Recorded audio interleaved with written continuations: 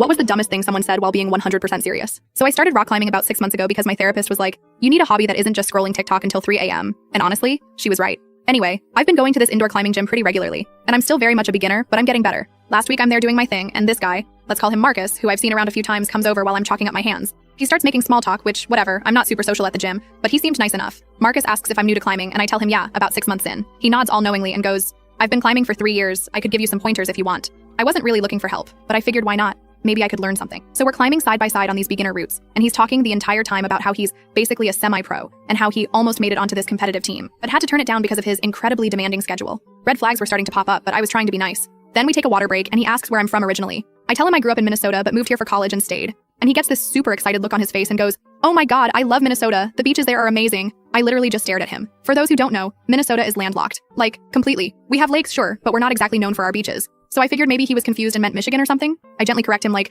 I think you might be mixing it up with another state. Minnesota is landlocked, we don't really have beaches in the traditional sense. This man looks at me like I'm the idiot and says, no, I've definitely been to Minnesota. It's right next to California, right? I went to those famous beaches there. At this point, I'm thinking this has to be a joke. So I pull out my phone and show him a map. He looks genuinely confused and goes, huh, they must have changed the map recently. Changed the map recently. I couldn't even respond to that one. But it gets better. As we're getting ready to climb again, he notices my water bottle has one of those little reminder marks for how much water you should drink throughout the day. He points at it and goes, you know, drinking water is actually bad for you. I ask what he means, thinking maybe he's talking about something specific like drinking too much water too quickly or something. The government puts chemicals in water to control our thoughts. That's why I only drink Mountain Dew and milk. I'm trying so hard not to laugh at this point. I just nod and say, interesting theory, and focus on my climbing. But he keeps going. Throughout the next hour, this man tells me with complete confidence that dinosaurs weren't real and were invented by museums to make money, that he doesn't need to wear deodorant because his natural musk attracts the right kind of women. I was literally climbing upwind from him after that comment. But the absolute pinnacle, the statement that had me excusing myself to the bathroom so I could laugh until I cried, was when we were discussing birthdays. I mentioned mine was coming up, and he asked what sign I was. I said Taurus, and he nodded very seriously and said,